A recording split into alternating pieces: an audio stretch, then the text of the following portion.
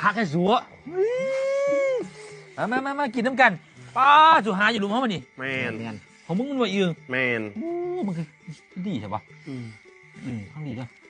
มาทุกคนกินน้ำกัน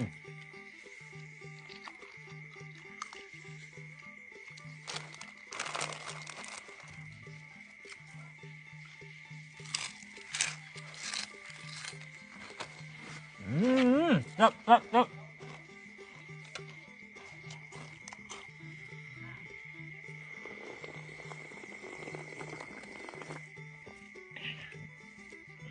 เอามา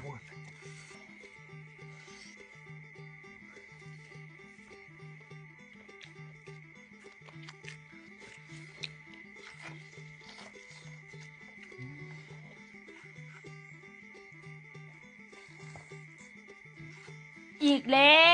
วพากันกินแต่ตำอีกแล้วเอาแต่ก็หูอยู่ว่าสิกินตำอย่าไปเบิ่ง